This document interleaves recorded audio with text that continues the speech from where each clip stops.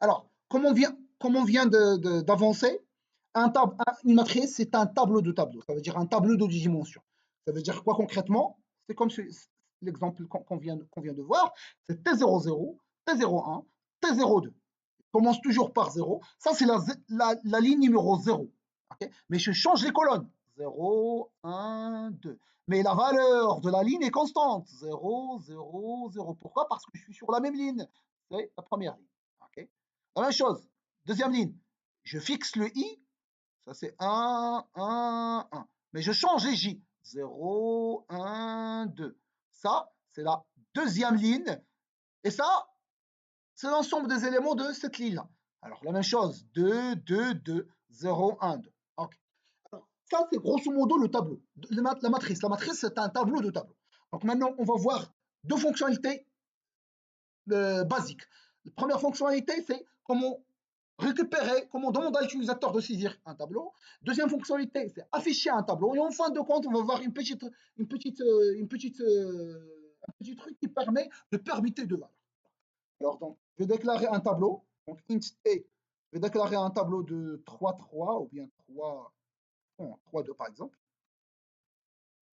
Alors, je vais déclarer les tailles. Donc, n égale, ça c'est le 3, c'est le nombre de lignes. Et le m, c'est le nombre de colonnes chez eux. Par la suite, je vais déclarer deux variables, i et j, virgule j, qui permet de faire la boucle for. Je vais faire une boucle for, i égale à 0, i inférieur, je vais prendre cette boucle-là. Alors, je vais faire for int i égale à 0, i inférieur à n, à la taille, ça veut dire i inférieur à 3, strictement, donc il va commencer de 0 jusqu'à 2. 0, 1, 2, c'est les lignes. Alors, par la suite, je vais faire même chose, mais cette fois-ci avec la boucle for j, j, j++. Alors, par la suite, je vais demander à l'utilisateur de donner l'élément. Alors, print. Monsieur, J inférieur à N. M à N. M, oui, effectivement. Alors, M, donner l'élément numéro pourcentage D, pourcentage D. Alors, le premier pourcentage D, c'est le I, et le deuxième pourcentage D, c'est un J. Et par la suite, je vais lire la valeur, c'est scanf, pourcentage D, alors virgule, adresse de T, crochet I, crochet J. Alors, pour expliquer un petit peu le concept, qu'est-ce qu'il va faire? Il va fixer I par 0, il va rentrer ici. Tant qu'il est dans la boucle, la valeur de I va rester fixée. Il est 0, il va rester 0. Donc, I vaut 0, maintenant il va J égale à 0, J égale à 1, J égale à 2, J égale à 1. C'est tout. Jusqu'à J égale à 1. Maintenant, une fois qu'il a fini, il va revenir sur la boucle. Maintenant, I vaut 1. Donc, il commence par J. Donc, 1, 0, 1, 1, 1. Et je vais recommencer encore. Maintenant, maintenant, I vaut 2. Donc, 0, 2. Alors, je vais respecter cet exemple. Je vais mettre 3, 3. Pas de problème. Vous pouvez mettre ce que vous voulez. Alors, donc ça permet de faire quoi? Ça permet de lire les valeurs. Maintenant, si on veut afficher ce qu'on vient de récupérer, c'est facile.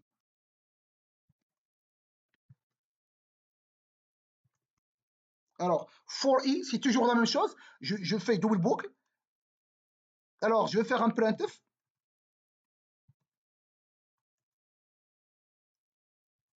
Alors, je vais afficher TIG, mais quand même, lors de l'affichage, ça va être un petit peu l'un après l'autre. Okay, je vais faire un anti-slash T. Ok, anti-slash T, ça veut dire quoi? Ça veut dire que je vais faire des espaces. Mais qu'est-ce qu'il va afficher? Alors, on va voir ce qu'il va afficher. Même ici, pour le saisie, ça va être un petit peu pénible. Alors, je vais faire un anti-slash N pour revenir en arrière, pour revenir à la ligne. Mais à chaque fois, il va revenir à la ligne. Alors, on va voir, ça va donner combien. Et on va par la suite faire des petites modifications. Alors, dans l'élément 00, par exemple, c'est 11, c'est 22, c'est 4, c'est 66, c'est 8, c'est 86. Vous voyez? Mais vous voyez quand même, c'est pas agréable. Ni la demande, vous voyez, un élément après l'autre. Okay, ni l'affichage. Vous voyez l'affichage, il a affiché monsieur tout le monde, c'est pareil par anti-slash t. Quand même, c'est pas matriciel. Alors, on va faire des petites modifications. Alors, donner l'élément. Une fois que je vais atteindre une nouvelle ligne, je vais afficher une petite ligne séparatrice. Alors, ça veut dire quoi? Ça veut dire quoi une nouvelle ligne? Ça veut dire quoi? Ça veut dire c'est ici. Alors, une nouvelle ligne, ça veut dire quoi? Alors, où est le contrôle? Ça veut dire ici, une fois que 0, 0, 0, une fois que je passe à 1, il doit afficher une petite ligne. Une fois que j'affiche, alors 1, 1, 1, une fois que je vais aussi atteindre la valeur 2, il va afficher une petite ligne. Donc, quoi, c'est une nouvelle ligne. Okay, la même chose aussi. Il va afficher ce monsieur-là, ce monsieur-là, ce monsieur-là. Alors, 0, 1, ce monsieur-là, ce monsieur-là. Ces deux éléments, alors ce monsieur-là aussi, ces deux éléments, c'est une ligne. Et par la suite, il doit revenir en arrière pour afficher ce monsieur-là avec ce monsieur-là avec ce monsieur-là. Revenir en arrière, revenir à la ligne pour afficher. Alors, donc c'est facile.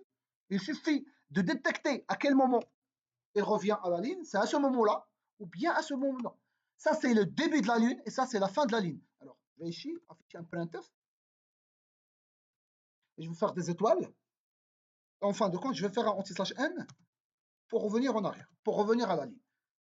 Alors, et si la même chose, je vais le faire, une fois qu'il va revenir à la ligne, je vais faire quoi? Je vais afficher un anti/n. Ça veut dire, s'il vous plaît, reviens-toi à la ligne. Mais ici, il y a des grands espaces et ici, il y a un retour à la ligne. Alors, je vais afficher pour voir le résultat. Alors, vous voyez, ça, c'est une nouvelle ligne. Vous voyez le 1, 0, 0, 0, maintenant 1.